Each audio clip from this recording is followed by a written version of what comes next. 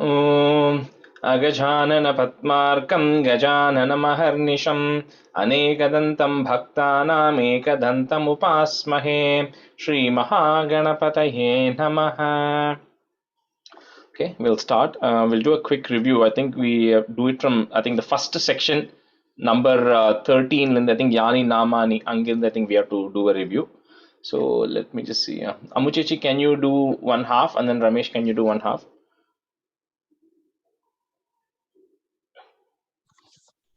First and 13 yeah. Number 1, 3, Yani Namani Gaunani. Angirinde, you can, whoever is doing first can do till Mega Shyamam. In the first section, right? That is there. It will be number. Dhyana slokathukku appuram. Dhyana slokathukku minnadi, before the Dhyana slokam. Oh, before Dhyana slokam. Okay, got it. Okay.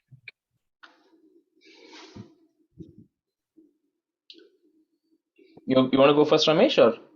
Yeah, na paper correct eduthu vechindukku. 13 la irundhu sonna illaya? Okay. Okay, Jnani Nama. Okay.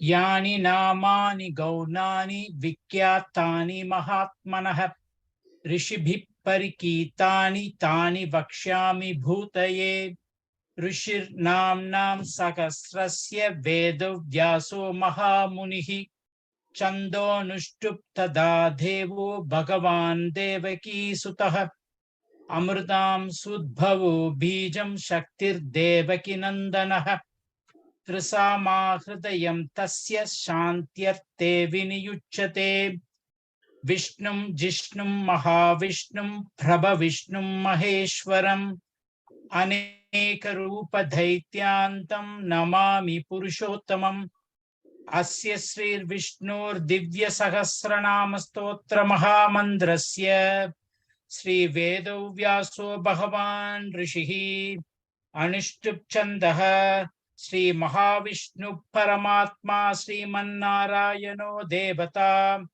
अमृतां सुद्भवो भानुरुति बीजं देवकी नंदन षष्ठेति शक्तिः उद्भवः क्षोभनो देव इति परमो मंत्रः शंखबृहन्नन्दकी चक्रीति कीलकं सार्ङ्गदन्वा गदातर इत्यस्त्रं रतांगपाणिरक्षोभ्य इति नेत्रम् त्रिसामा सामकः सामेति कवशम् आनन्दं परब्रह्मेदि योनिः ऋदुषुदर्शन काल इति दिग्बन्धः श्री विश्वरूप इति ध्यानम् श्री महाविष्णु प्रीत्यर्थे श्री सहस्रनाम जपे विनियोगः. Want to continue? Continue. Dhyanam also. Okay. ध्यानं क्षीरोत्तन्वन् प्रदेशे सुषुमनि विलसत् सैकते मौक्तिकानां माला क्लिप्ताः सनस्तस्फटिकमणिर्निभैर् मौक्तिकैर्मण्डिताङ्गः शुभ्रैरभ्रैरदभ्रै उपरि विरचितैर् मुक्तपीयूषवर्षैः आनन्दीन पुनीया नलि तरिनलिन कदा शंखपाणिर्मुकुन्तः. On the first line, mattum kshirodanvat pradeshe, and the word mattum chununga. Okay, kshirodanvat pradeshe sushimani vilasat saikate mautikana. That's good. Okay, thank you. Bhupadau yasya nabhir viyata suras viya asuras Viyada Sura Nilash. Viyata Sura Nilas. Okay. Bhupado Yasya Nabir Viyata Sura Nilas Chandra Suryo Chanetre Karnavasa Siro Dhyaur Makakapi Dahano Yasya Vasto Yamabdihi. Yasya Vaste Yamabdihi Andastam Yasya Vishwam Suranaragagato सुरनरगगको भोगि गंधर्वदैत्यैः चित्रं रम्यते तं त्रिभुवन बहुशं विष्णुमीशं नमामि. ॐ नमो भगवते वासुदेवाय। शान्ताकारं भुजगशयनं पद्मनाभं सुरेशं विश्वाधारं गगनसदृशं मेघवर्णं शुभांगं लक्ष्मीकान्तं कमलनयनं योगिहृद्ध्यानगम्यं वन्दे विष्णुं भवभयहरं सर्वलोकैकनाथं मेघश्यामं पीतकौसेयवासं श्रीवत्सांगं कौस्तुभोद्भासितांगं पुण्यो भेदं पुण्डरीकायदाक्षं विष्णुं वन्दे सर्वलोकैकनाथं। Yeah, you can stop. You can stop there. Start.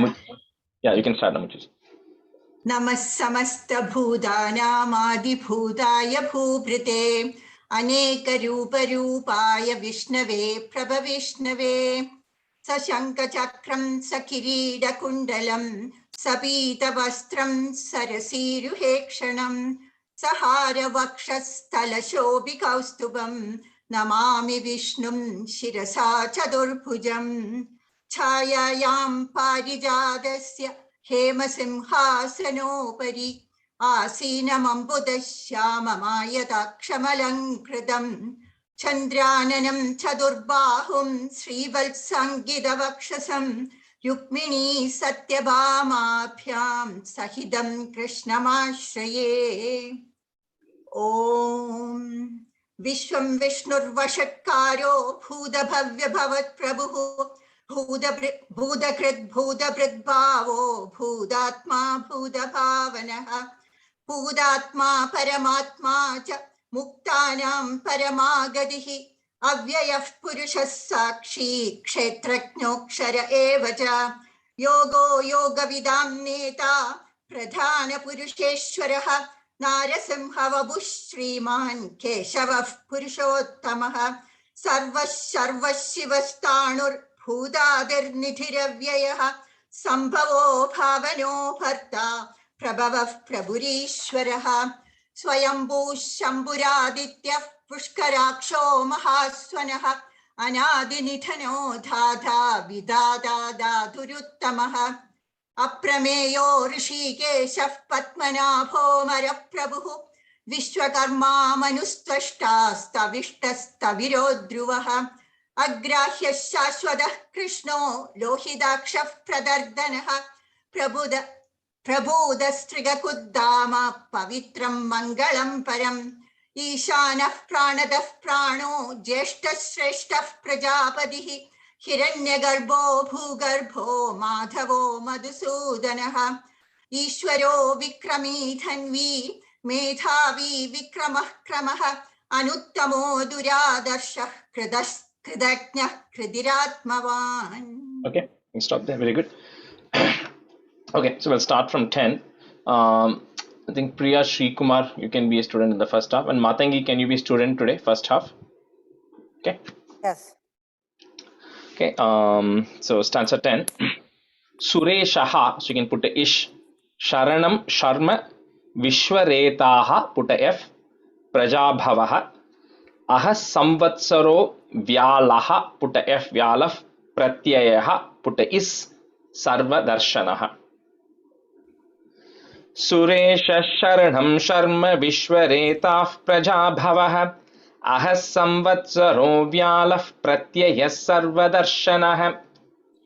सुरेश शरणं शर्म विश्वरेताः प्रजाभवः अहः संवत्सरो व्याळः प्रत्ययः सर्वदर्शनः सुरेश शरणं शर्म विश्वरेताः प्रजाभवः अहः संवत्सरो व्याळः प्रत्ययः सर्वदर्शनः सुरेश शरणं शर्म विश्वरेताः प्रजाभवः अहः संवत्सरो व्यालः प्रत्ययः सर्वदर्शनः सुरेश शरणं शर्म विश्वरेताः प्रजाभवः अहः संवत्सरो व्यालः प्रत्ययः सर्वदर्शनः Ajas Sarveshwaraha, put a is. Siddhaha, put a is again. Siddhihi, put a is again. Sarvadir Achyutaha. Sarvadir Achyutaha. What you can say together. Sarvadir Achyutaha. Vrisha Khapira Meyatma Sarva Yoga Vinisritaha. Ajas Sarveshwara Siddha Siddhis Sarvadirachyutah Vrisha Kapira Meyatma Sarva Yoga Vinisritaha. Ajas Sarveshwara Siddha Siddhis Sarvadirachyutah Vrisha Kapira Meyatma Sarva Yoga Vinisritaha. Ajas Sarveshwara Siddha Siddhis Sarvadirachyutah Vrisha Kapira Meyatma Sarva Yoga Vinisritaha. Aja Sarveswara Siddha Siddhis Sarvadirachyutaha Vishakabira Meyatma Sarva Yoga Vinishrutaha. Aja Sarveswara Siddha Siddhis Sarvadirachyutaha Vishakabira Sarvadirachyutaha. On the word, if you're not able to say it continuously, you can say Sarvadhir Achyutaha if you want to break it, or you can say it together, okay? Sarvadir Achyutaha Vrishakabira Meyatma Sarva Yoga Vinishrutaha. Basur Basumanas Satyas Samatma Sammitas Samaha Amoghaha put a F Pundari Kaksho Vrishakarma Vrishakritihi. Vasur Vasumanha Satya Samatma Sammitas Samaha Amoghah Pundari Kaksho Vrishakarma Vrishakritihi. Vasur Vasumana Satya Samatma Sammitas Samaha Amoghah Pundari Kaksho Vrishakarma Vrishakritihi. Vasur Vasumana Satya Samatma Sammitas Samaha Amoghah Pundari Kaksho Vrishakarma Vrishakritihi. Vasur Vasumana Satya Samatma Sammidas Samaha Amokha Pundare Kaksho Vrishakarma Vishakritihi. Vasur Vasumana Satya Samatma Sammidas Samaha Amokha Pundare Kaksho Vrishakarma Vishakritihi. Rudro Bahushira Babhrur Vishwa Yonish Shuchi Shravaha Amritash Shashwataha put a is Shashwatas Sthanur Vararoho Mahatapaha. Rudro Bahushira Babhrur Vishwa Yonish Shuchi Shravaha Amritash Shashwatas Sthanur Vararoho Mahatapaha. Rudro Bahushira Babhrur Vishwayonisruchisravaha Amritashashvatasthanur Vararoho Mahatapaha. Rudro Bahushira Babhrur Vishwayonisruchisravaha Amritashashvatasthanur Vararoho Mahatapaha. Rudro Bahushiro Baprur Vishwayonishuchishravaha Amruda Shashvatas Stanur Vararoho Mahatapaha. Tapaha. Right? Yeah. Rudro Bahushiro Baprur. The Bahushira. So then the second word Bahushira Babru. Rudro Bahushira Babrur Vishwayonishuchishravaha Amruda Shashvatastanur Vararoho Mahatapaha. Mahatapaha. Tapaha. Mahatapaha. Okay.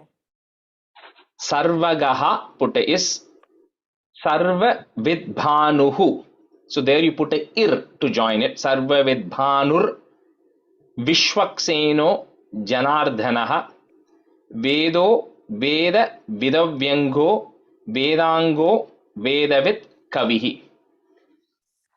Sarvaga Sarva Vidbhanur Vishwakseno Janardhanaha Vedo Veda Vidavyango Vedango Vedavit Kavihi.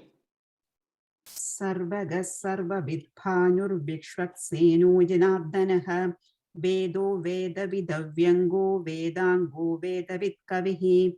Sarvaga Sarva Vidbhanur Vishwakseno Janardhanaha Vedo Veda Vidavyango Vedango Vedavit Kavihi.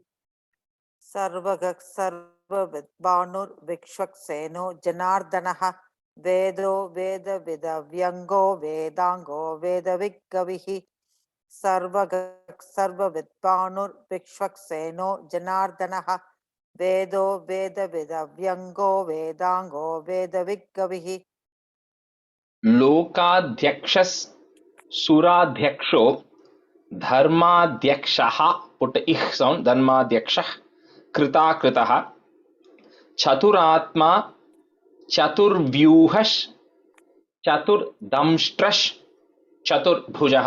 I think in the today's class is going to be a lot of ish and is that's going to keep coming. So this last word here, chatur vyuhash chatur damstrash chatur bhujah. लोकाध्यक्षः सुराध्यक्षो धर्माध्यक्षः कृताकृतः चतुरात्मा चतुर्व्यूहश्चतुर्दंष्ट्रश्चतुर्भुजः. लोकाध्यक्षः सुराध्यक्षो धर्माध्यक्षः कृताकृतः चतुरात्मा चतुर्व्यूहश्चतुर्दंष्ट्रश्चतुर्भुजः. लोकाध्यक्षः सुराध्यक्षो धर्माध्यक्षः कृताकृतः चतुरात्मा चतुर्व्यूहश्चतुर्दंष्ट्रश्चतुर्भुजः. लोकाध्यक्षः सुराध्यक्षो धर्माध्यक्ष कृताकृतः चतुरात्मा चतुर्व्यूहश्चतुर्दंष्ट्रश्चतुर्भुजः. लोकाध्यक्षः सुराध्यक्षो धर्माध्यक्ष कृताकृतः चतुरात्मा चतुर्व्यूहश्चतुर्दंष्ट्रश्चतुर्भुजः. And the only small correction I think in the first line, dhyaksho dhya, so that dhy sound, okay, dhya, suradhyaksho dharmadhyaksha, okay, Daksha, okay. and the ya, the y sound was not coming clearly, or okay. Okay. Rajishnur bhojanam bhokta sahishnur jagadadhijaha anagho vijayo jeta vishwayonihi put a f punarvasuhu. भ्राजिष्णुर्भोजनं भोक्ता सहिष्णुर्जगदादिजः अनघो विजयो जेता विश्वयोनिः पुनर्वसुः. प्राजिष्णुर्भोजनं भोक्ता सहिष्णुर्जगदादिजः अनघो विजयो जेता विश्वयोनिः पुनर्वसुः. प्राजिष्णुर्भोजनं भोक्ता सहिष्णुर्जगदादिजः अनघो विजयो जेता विश्वयोनिः पुनर्वसुः. ब्राजिष्णुर्भोजनं भोक्ता सहिष्णुर्जगदादिजः अनको विजयो जेता विश्वयोनिः पुनर्वसुः. ब्राजिष्णुर्भोजनं भोक्ता सहिष्णुर्जगदादिजः अनको विजयो जेता विश्वयोनिः पुनर्वसुः. उपेन्द्रो वामनः put a f प्रांशुः put this thing ir प्रांशुर अमोघः put a ish अमोघश शुचिरूर्जितः अतीन्द्रस् संग्रहस् सर्गो धृतात्मा नियमो यमः. उपेन्द्रो वामनः प्रांशुरमोघः शुचिरूर्जितः अतीन्द्रः संग्रहः सर्गो धृतात्मा नियमो यमः. उपेन्द्रो वामनः प्रांशुरमोघः शुचिरुर्जितः अतीन्द्रः संग्रहः सर्गो धृतात्मा नियमो यमः. उपेन्द्रो वामनः प्रांशुरमोघः शुचिरुर्जितः अतीन्द्रः संग्रहः सर्गो धृतात्मा नियमो यमः. उपेन्द्रो वामनः प्रांशुरमोघः शुचिरुर्जितः अतीन्द्रः संग्रहः सर्गो धृतात्मा नियमो यमः. उपेन्द्रो वामनः प्रांशुरमोघः शुचिरुर्जितः अतीन्द्रः संग्रहः सर्गो धृतात्मा नियमो यमः. वेद्यो वैद्यः put is again वैद्यस् तदा योगी वीरः माधवो मधुः अतीन्द्रियो महामायो महोत्साहो महाबलः. वेद्यो वैद्यः सदा योगी वीरः माधवो मधुः अतीन्द्रियो महामायो महोत्साहो महाबलः वेद्यो वैद्य सदा योगी वीरः माधवो मधुः अतीन्द्रियो महामायो महोत्साहो महाबलः वेद्यो वैद्य सदा योगी वीरः माधवो मधुः अतीन्द्रियो महामायो महोत्साहो महाबलः वेद्यो वैद्य सदा योगी वीरः माधवो मधुः अतीन्द्रियो महामायो महोत्साहो महाबलः वेद्यो वैद्य सदा योगी वीरः माधवो मधुः अतीन्द्रियो महामायो महोत्साहो महाबलः. The second line, first word, just the atindriyo. It's a long E there, okay? Atindriyo. Yeah. Okay. Maha buddhir, Maha viryo, Maha shaktir, Maha dhyutihi, Anirdeshya vapuhu, put a ish, vapush, Shriman, Ameyatma, Mahadri dhrit. महाबुद्धिर महावीर्यो महाशक्तिर महाद्युतिः अनिर्देश्य वपुः श्रीमान् अमेयात्मा महाधृधृत्. महाबुद्धिर महावीर्यो महाशक्तिर महाद्युतिः अनिर्देश्य वपुः श्रीमान् अमेयात्मा महाधृधृक्. Dhrit. It sound. If you have, do you have a ik there at the end or it? K ka. Okay, can you change it to a it? Okay.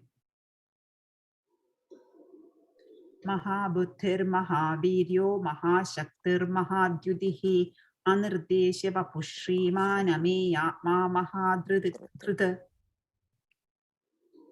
महाबुद्धिर महावीर्यो महाशक्तिर महाद्युतिः अनिर्देश्य वपुः श्रीमान् अमेयात्मा महाधृधृत्.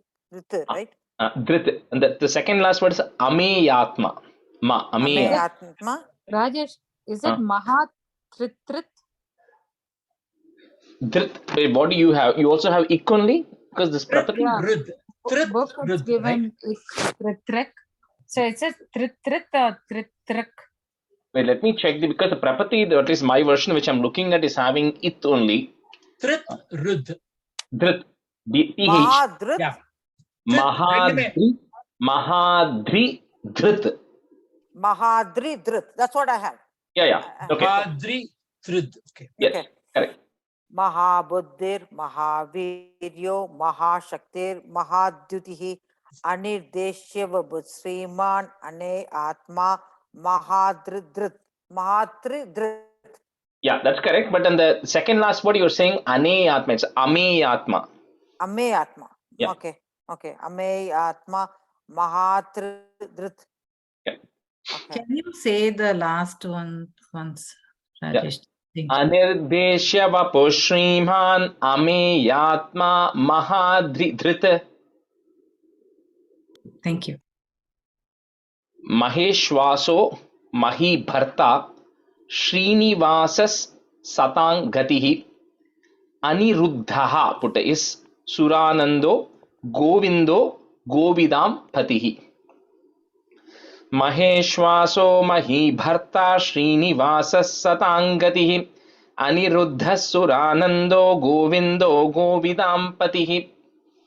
महेश्वासो महीभर्ता श्रीनिवासः सदाङ्गतिः अनिरुद्धः सुरानन्दो गोविन्दो गोविदाम्पतिः. महेश्वासो महीभर्ता श्रीनिवासः सदाङ्गतिः अनिरुद्धः सुरानन्दो गोविन्दो गोविदाम्पतिः.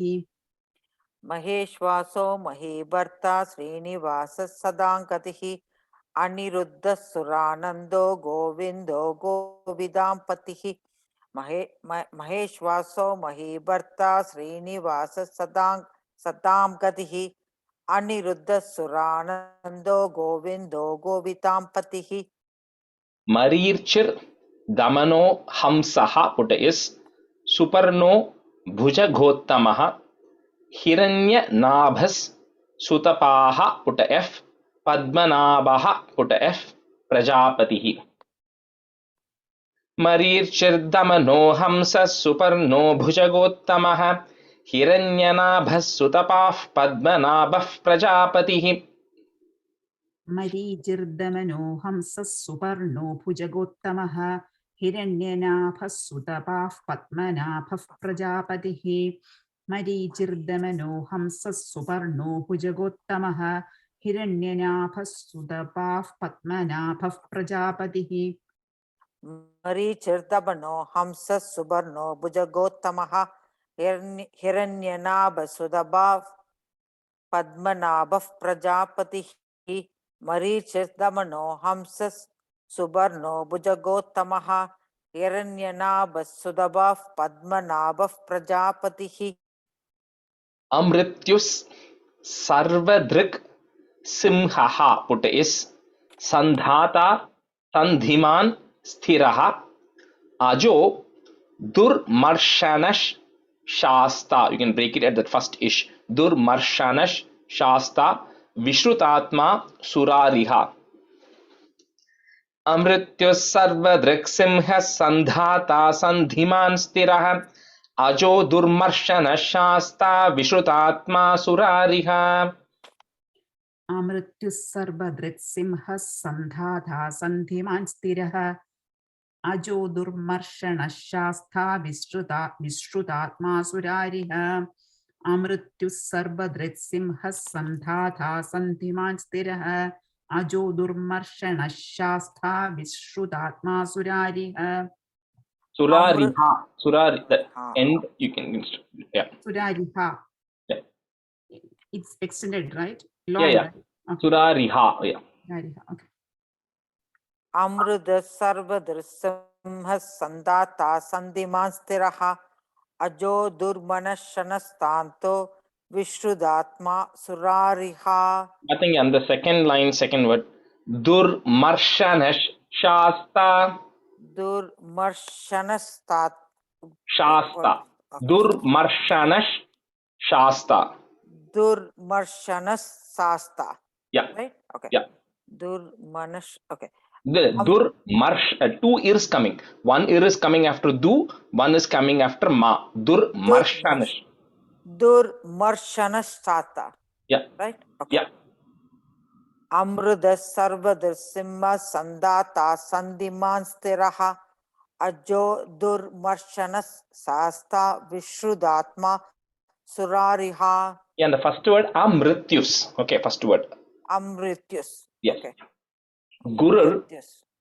Gurur Gurutamo Dhama Satyas Satya Parakramaha Nimisho Nimishas. So that word, because you have that, yes, it's Nimishaha and Nimishaha. So that kind of will have to flow together. So Nimisho Nimishas Sragvi Vachas Pati Rudaradhihi. Gurur Gurutamo Dhama Satya Satya Parakramaha Nimisho Nimishasragvi Vachaspati Rudaradhihi. गुरुर्गुरुतमो धाम सत्य सत्यपराक्रमः निमिषो निमिषसृग्वी वाचस्पतिरुदारधीः गुरुर्गुरुतमो धाम सत्य सत्यपराक्रमः निमिषो निमिषसृग्वी वाचस्पतिरुदारधीः गुरुर्गुरुदमोदाम सत्य सत्य पराक्रमः निमिषो निमिषश्रक्वि वाचस्पतिरुदारतिः Radhihi, the last. रदीहि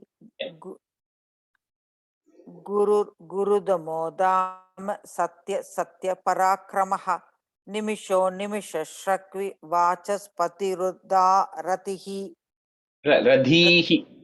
रदीहि Yeah. रदीहि Vachaspati Rudaradhihi. You can stretch it a little bit, yeah. वाचस्पतिरुदारधीः. Yeah. Agranir Gramanihi, put a ish, Gramanish Shriman, Nyayo Neta Samiranaha, Sahasra Murdha Vishwatma, Sahasrakshaha, put a is Sahasrakshas, Sahasrapat. So this particular last line, for those who learn Narayaniam, it comes in Narayaniam also, right? Where it is, I think in 97th chapter or 99th chapter, I forget which one. It comes up thousands of heads, thousands of things. And Ramesh, of course, Nama Purusha Suktam first line is Sahasra Shirsha Purushaha Sahasrakshas Sahasrapat. So exactly same thing. Sahasra Murdha. Instead of Sahasra Shirsha, it says Sahasra Murdha, thousands of head. Vishwatma, one who is there everywhere. Sahasrakshaha means thousands of eyes. Sahasrapat means thousands of feet. Thousands of feet just means you are omnipresent, you are there everywhere. Sahasrakshaha just means that you are able to witness everything. You are there at all the places. Anyway, Sahasra Murdha means thousands of head, just implies that extends highest of knowledge, right? We have only one head, one brain. If you have thousands, then you have 1,000 times or several times, infinite times. अग्रणीर्ग्रामणी श्रीमान् न्यायो नेता समीरणः सहस्रमूर्धा विश्वात्मा सहस्राक्षः सहस्रपात् अग्रणीर्ग्रामणी श्रीमान् न्यायो नेता समीरणः सहस्रमूर्धा विश्वात्मा सहस्राक्षः सहस्रपाद अग्रणीर्ग्रामणी श्रीमान् न्यायो नेता समीरणः सहस्रमूर्धा विश्वात्मा सहस्राक्षः सहस्रपाद अग्रणीर्ग्रामणी श्रीमान् न्यायो नेता समीरणः सहस्रमूर्ता विश्वात्मा सहस्राक्षः सहस्रपाद अग्रणीर्ग्रामणी श्रीमान् न्यायो नेता समीरणः सहस्रमूर्ता विश्वात्मा सहस्राक्षः सहस्रपाद आवर्तनो निवृत्तात्मा संवृतस् संप्रमर्दनः संप्रमर्दनः or संप्रमर्दनः, you can say together. Ahas samvartaho vannir anilo. So the easiest way is to break that ra into ir and a. So vannir anilo dharani dharaha. Avartano nivrittatma samvritas sampramardanah ahas samvartaho vannir anilo dharani dharaha. Rajesh, and the second line la ahas samvartakon irke. Ama. What did I said samvartako only, right? Did I say something else? I heard samvartaho. Oh, ka only. Ahas samvartako. Ka only. First ka. आवर्तनो निवृत्तात्मा संवृतः संप्रमर्दनः अहः संवर्तको वह्निरनिलो धरणीधरः आवर्तनो निवृत्तात्मा संवृतः संप्रमर्दनः अहः संवर्तको वह्निरनिलो धरणीधरः आवर्तनो निवृत्तात्मा संवृतः संप्रमर्दनः अहः संवर्तको वह्निरनिलो धरणीधरः. And nothing and the second la and the ir the ra vandu you break it into ir and a. So vannir anilo dharani dharaha. Break it. Okay. Yeah. Vannir anilo. Okay. Avardhano nivirdatma samvrudas sampramartanaha aha samvartako vannir anilo dharani dharaha. Correct. Yeah, otherwise what will happen is you'll say vanni ranilo, you'll end up saying. So that's why I don't want you to say ranilo, because it's vannihi and anilo. That's why. So Okay. all right, so we'll just switch halfway. So Uma, you can be a student, and Priya Arun, you can be a student. Okay. Where will you? Okay. Suprasadaha, put a F. Prasannatma Vishwasrig Vishwabhug Vibhuhu Satkarta Satkritas Sadhur Jannur Narayano Naraha. So this is same like the Vannir, like Jannur. It's like kind of the ha is a little bit silent. It's okay if you end up saying the ha. Just like we say Vannir, it's Jannur Narayano Naraha. Suprasadav Prasannatma Vishwasrik Vishwabhuk Vibhuhu Satkarta Satkrita Sadhur Jannur Narayano Naraha.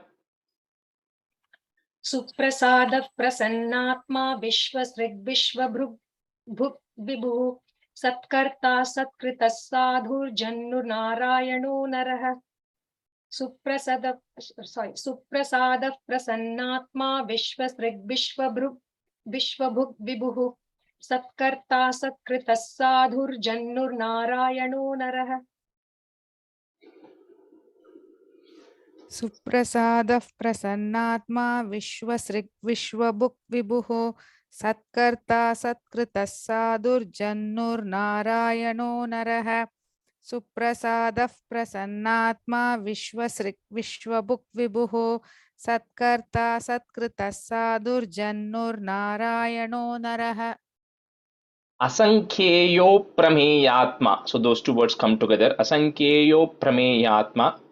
Vishishtash Shishta Krich Chuchihi. Chuchihi. So this word has multiple ish and cha and everything coming. So Vishishtash Shishta Krich Chuchihi. Siddhartas Siddhi Sankalpaha. Put is again. Sankalpas Siddhidas Siddhi Sadhanaha. So first is all Siddhartha, Siddha. Next is Siddhida, Siddhi. So that E sound is coming in the second half. Asankheyo Prameyatma Vishishta Shishta Krichuchihi Siddhartha Siddha Sankalpa Siddhida Siddhi Sadhanaha. असंख्येयो प्रमेयात्मा Vishishtash. Oh, Vishishtashishthakrutchuchi. Okay. Yeah. Asankheyo prameyatma Vishishtashishthakrutchuchi. Siddharthas siddhi sankalpas siddhidas siddhi sadhanah. And the first half, Siddharthas Siddha Sankalpa. You said Siddhi Sankalpa, Siddha Sankalpa. Okay. Asankheyo prameyatma Vishishtashishthakrutchuchi. Siddharthas siddha sankalpas siddhidas siddhi sadhanah.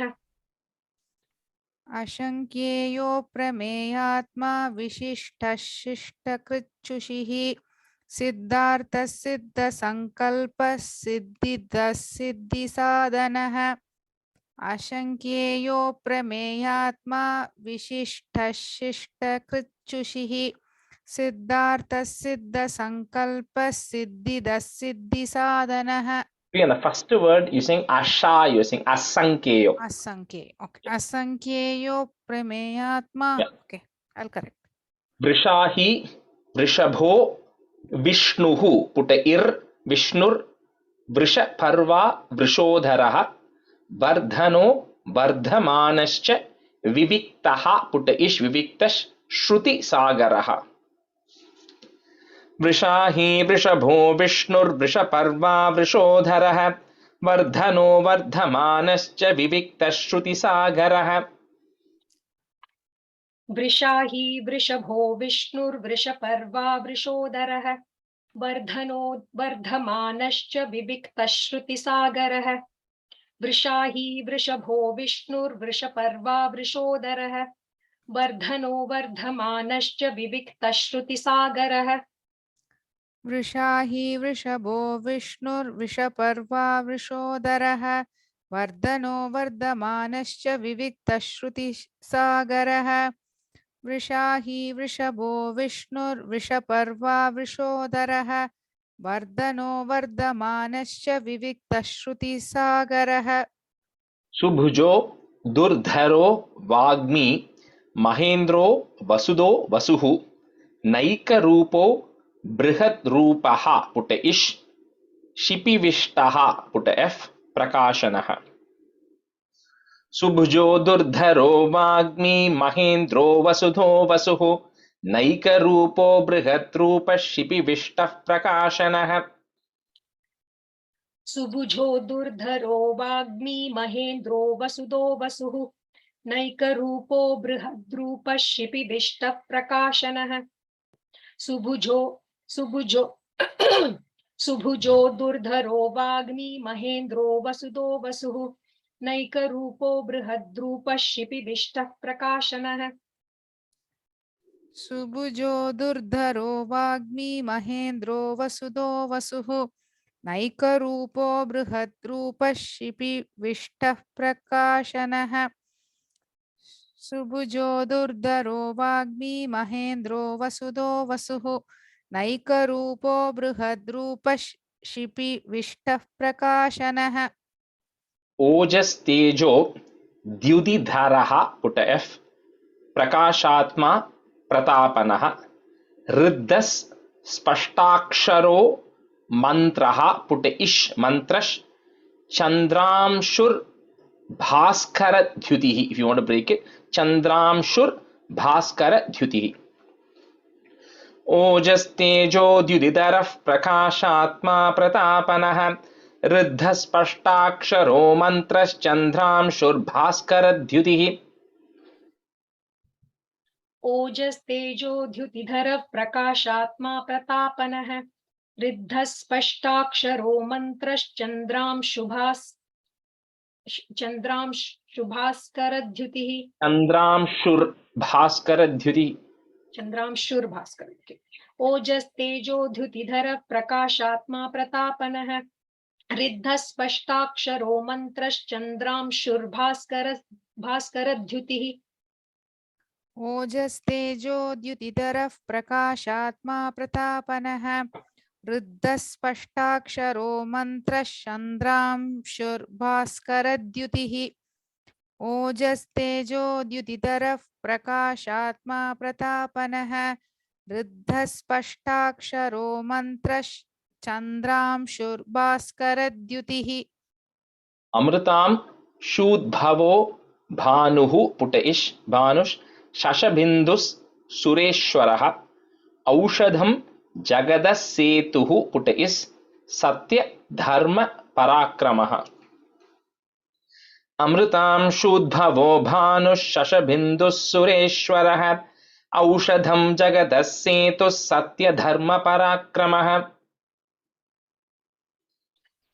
अमृतां शूद्भवो भानुः शशबिन्दुः सुरेश्वरः औषधं जगतः सेतुः सत्यधर्म पराक्रमः अमृतां शूद्भवो भानुः शशबिन्दुः सुरेश्वरः औषधं जगतः सेतुः सत्यधर्म पराक्रमः अमृतां शूद्भवो भानुः शशबिन्दुः सुरेश्वरः औषधं जगतः सेतुः सत्यधर्मपराक्रमः अमृतां शूद्भवो भानुः शशबिन्दुः सुरेश्वरः औषधं जगतः सेतुः सत्यधर्मपराक्रमः भूत भव्य भवन्नाथः पुट एफ पवनः पुट एफ पावनो नलः कामः कामकृत् कान्तः पुट इह साउंड कामः इह साउंड कामप्रदः एफ प्रभुः भूत भव्य भवन्नाथः पवनः पावनो नलः कामः कामकृत् कान्तः कामः कामप्रदः प्रभुः भूतभव्य भवन्नाथः पवनः पावनो नलः कामः कामकृत्कान्तः कामः कामप्रदः प्रभुः भूतभव्य भवन्नाथः पवनः पावनो नलः कामः कामकृत्कान्तः कामः कामप्रदः प्रभुः भूतभव्य भवन्नाथः पवनः पावनो नलः कामः कामकृत्कान्तः कामः कामप्रदः प्रभुः भूतभव्य भवन्नाथः पवनः पावनो नलः कामः कामकृत्कान्तः कामः कामप्रदः प्रभुः. In Vishnu Sahasranam, what happens is everybody knows it, but in the a lot of people don't join the Visargas, right? So generally, because a lot of people learn when they were small, right? When they're 7 years old, 8 years old, parents are saying it, they listen to it and learn. So Andamari, then they remember it. Once you remember it by heart, it's very difficult to fix it, right? So Andamari, you'll see a lot of people in the no? So some will say Kamaha Kamakrit Kanta Kama Kama Prada Prabhu, right? You see a lot of people saying it that way. They don't join that Visarga. So that's why Pradap Prabhu solluvom. F-க்கு பதிலா Pradap Prabhu அந்த மாதிரி சொல்றேன். ஆமா அந்த இக்கு அந்த காமஹ அந்த காம பிரத அப்படி வந்துரும் அது காம பிரத பிரபு. So அந்த இடத்துல ஒண்ணு அந்த you have to join that because each of this thing is a name, right? Because it's a name, it's got a visarga to it. It comes the Ramaha means name Rama. That's what it means. So that's why there are so many visargas which come in Vishnu Sahasranama because of that. Some of the places it's already joined, some of the places ir vandirudhu, that's all already joined. Some places they are not, which is where we are joining it. So அது மட்டும் இல்லையா இந்த தா தா அந்த அதுவும் அந்த அந்த மா பிராண சப்தத்தையும் கொடுக்கணும். Mahaprana is also absolutely important. Yeah, and the Bhuta Bhavya Bhavannata Admari. The big Bha is coming there. So Yugadi Krityuga Varto Naika Mayo Mahashanaha Adrishyo Vyakta Rupascha Sahasra Jita Nanta Jita. युगादिकृत्युगा वर्तो नैकमायो महाशनः अदृश्यो व्यक्तरूपस्य सहस्रजितनन्तजित्. युगादिकृद्युगा वर्तो नैकमायो महाशनः अदृश्यो व्यक्तरूपश्च सहस्रजिदनन्तजित्. युगादिकृद्युगा वर्तो नैकमायो महाशनः अदृश्यो व्यक्तरूपश्च सहस्रजिदनन्तजित्. युगादिकृद्युगावर्तो नैकमायो महाशनः अदृश्यो व्यक्तरूपश्च सहस्रजितनन्दजित्. युगादिकृद्युगावर्तो नैकमायो महाशनः अदृश्यो व्यक्तरूपश्च सहस्रजितनन्दजित्. Nantajit. Nantajit. दलल नन्त.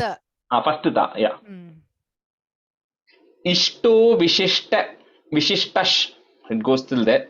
Because Ishto Vishishtash Shishteshtaha is there. Put the ish again. Shishteshtash Shikhandi Nahusho Brishaha Krodaha Krodhakrit Karta Vishwabhahur Mahidharaha.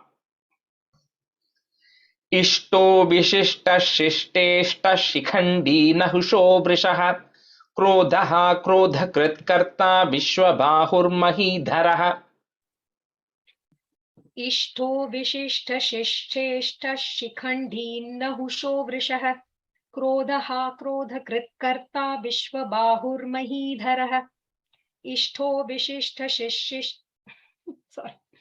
इष्टो विशिष्ट शिष्येष्ठ शिखंडी नहुषो वृषः क्रोधः क्रोधकृत्कर्ता विश्वबाहुर्महीधरः. इष्टो विशिष्ट शिष्टेष्ठ शिखंडी नहुषो वृषः क्रोधः क्रोधकृत्कर्ता विश्वबाहुर्महीधरः. इष्टो विशिष्ट शिष्टेष्ठ शिखंडी नहुषो वृषः क्रोधः क्रोधकृत्कर्ता विश्वबाहुर्महीधरः.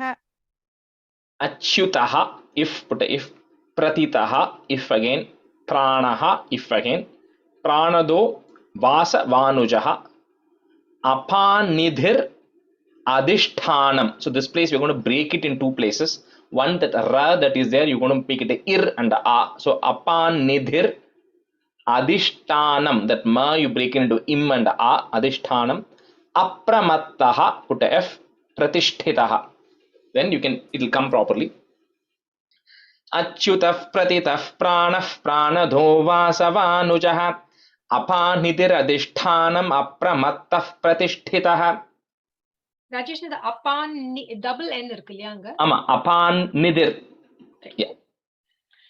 Achyutah pratitah pranah pranado vasavanujah apanidhir adhishthanam apramattah pratisthitah.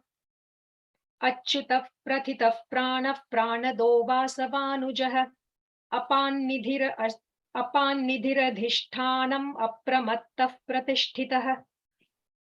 अच्युतः प्रतितः प्राणः प्राणदो वासवानुजः अपान्निधिरधिष्ठानम् अप्रमत्तः प्रतिष्ठितः. अच्युतः प्रतितः प्राणः प्राणदो वासवानुजः अपान्निधिरधिष्ठानम् अप्रमत्तः प्रतिष्ठितः. Skandas skandadharo dhuryo varado vayuvahanah Vasudevo Brihadbhanur, again that ra you break it, Bhanur Adidevaha, put a f, Adideva Purandaraha. स्कन्दधरो धुर्यो वरदो वायुवाहनः वासुदेवो बृहद्भानुरादिदेवः पुरन्दरः स्कन्दधरो धुर्यो वरदो वायुवाहनः वासुदेवो बृहद्भानुरदिदेवः आदिदेवः पुरन्दरः स्कन्दधरो धुर्यो वरदो वायुवाहनः वासुदेवो बृहद्भानुरादिदेवः पुरन्दरः स्कन्दधरो दुर्यो वरदो वायुवाहनः वासुदेवो बृहद्भानुरादिदेवः पुरन्दरः स्कन्दधरो दुर्यो वरदो वायुवाहनः वासुदेवो बृहद्भानुरादिदेवः पुरन्दरः अशोकस्तारणस्तारः put a ish tarash shuraha put a ish again shaurir janeshwaraha anukulaha ish again shatavartaha put a f padmi padma nibhekshanaha अशोकस्तारणस्तारः शूरः शौरिर्जनेश्वरः अनुकूलः शतावर्तः पद्मी पद्मनिभेक्षणः अशोकस्तारणस्तारः शूरः शौरिर्जनेश्वरः अनुकूलः शतावर्तः पद्मी पद्मनिभेक्षणः अशोकस्तारणस्तारः शूरः शौरिर्जनेश्वरः अनुकूलः शतावर्तः Padmi पद्मनिभेक्षणः अशोकस्तारणस्तारः शूरः शौरिर्जनेश्वरः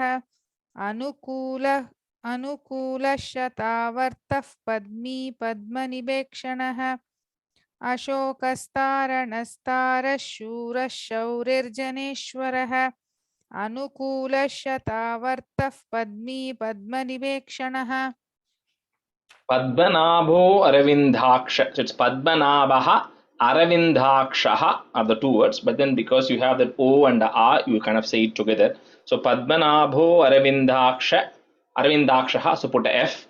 Padma Garbhaha, put a Ish. Sharira Bhrite. Mahardhir Riddho. Okay, so it's like two ears coming there. Mahard Dhir Riddho Vriddhatma Mahaksho Garuda Dhwajaha Padmanabho Aravindakshah Padma Garbhah Sharira Bhrite Mahardhir Riddho Vriddhatma Mahaksho Garuda Dhwajaha पद्मनाभोरविन्दाक्षः पद्मगर्भः शरीरभृत्